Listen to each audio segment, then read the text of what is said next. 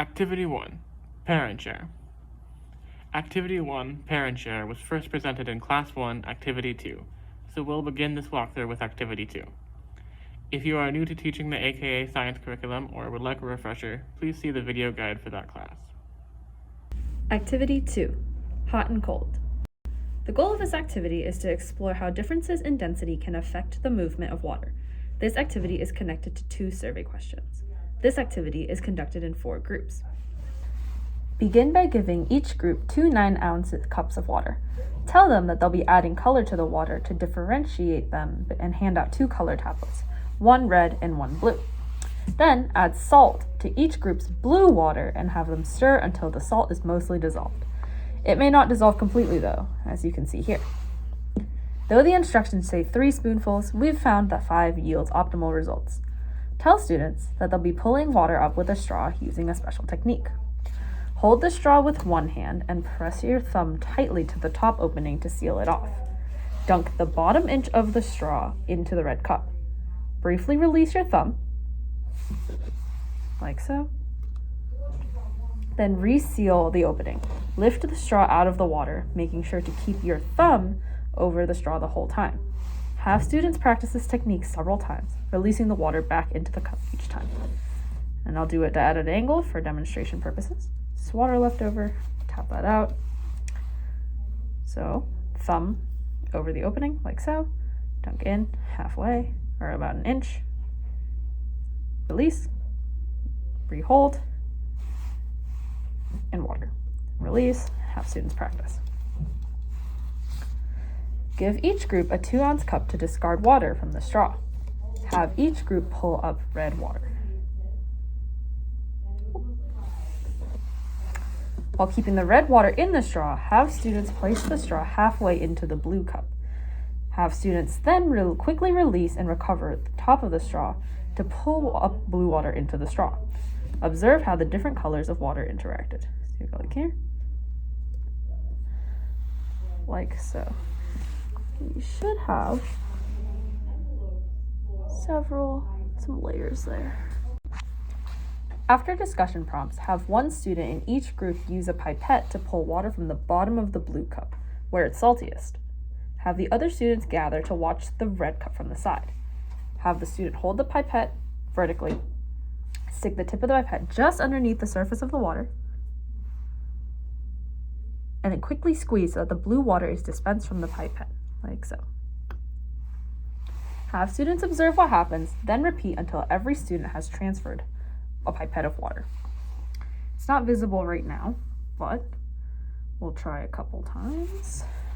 After several pulls, your red cup should have a band of distinction, white paper for visibility purposes. So there's a lighter band on top and a darker band on the bottom. Of course, the blue color won't show entirely because of the color of the red water. After the discussion prompts, have students try the reverse. First, have one student pull water from the top of the red cup, where it's not fully mixed with the blue, with a pipette. Oh dear.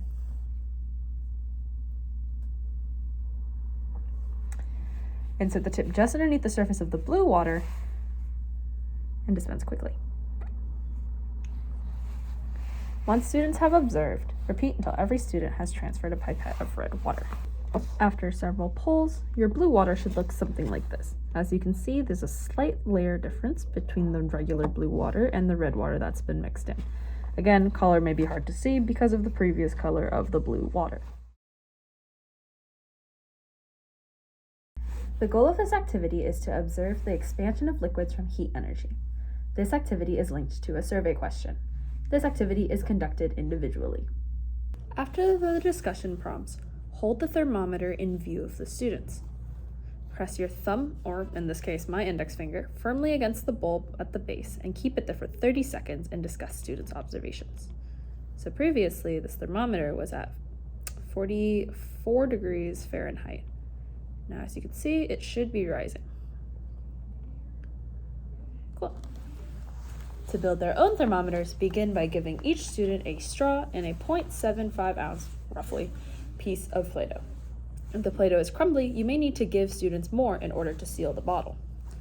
Have students roll their Play-Doh into a ball and then push their straw all the way through the ball of Play-Doh. this. Some Play-Doh in the straw is fine so long as the opening isn't completely blocked. In this case, it is. If you can't remove the Play-Doh, like so, go ahead and cut off the end of the straw. Give each student a water bottle with a small amount of water in it. You want the bump at the bottom of the bottle to protrude just above the water line, which is a little bit hard to see, but it's there. Have students lower their straw at an angle into the water, making sure there's room for water to move in and out, so not all the way to the bottom, just a little bit above it. Using the Play-Doh, form an airtight stopper for the bottle. I've pressed it in like so. Being careful not to squeeze the bottle. Form an airtight seal. I press this. This water is dyed for your visibility, but will not be dyed when actually conducting the activity. I'm going to seal this up like that. Should be a relatively airtight seal around the straw and the bottle. All right, have students gently cup the water bottle in their hand for 30 seconds and observe what happens.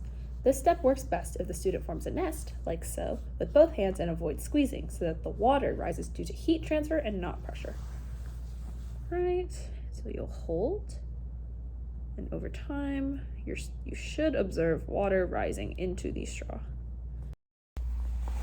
Activity 4, In the Vortex. The goal of this activity is to construct a vortex model. This activity is linked to 3 survey questions. This activity will be conducted individually. Give each student 3 beads and a vial 2/3 full of water. Have students add their beads to the vial, then help them add a drop or 2 of soap, as we've already done.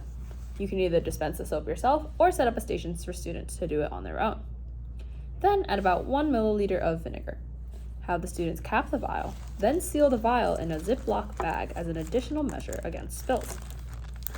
So, have students hold the cap on their vial through the bag and shake. The best way to form a vortex is to hold the vial upright and give it short horizontal shakes, like so.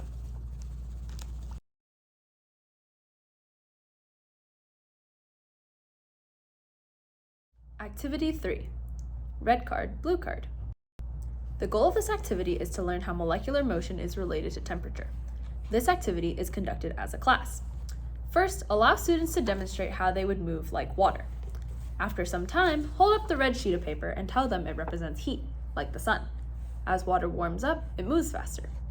Show them the blue sheet and tell them that it represents the loss of heat, like when it gets cold in the winter. Explain that when water molecules lose energy, they slow down. Tell students that they're going to become water molecules. Start by having students stand close together to mimic ice, water in its solid form. Hold up the red paper. Since the water is slowly being heated up, have students begin to move slowly, just gently bumping into each other. Keep holding the red paper and then raise it higher.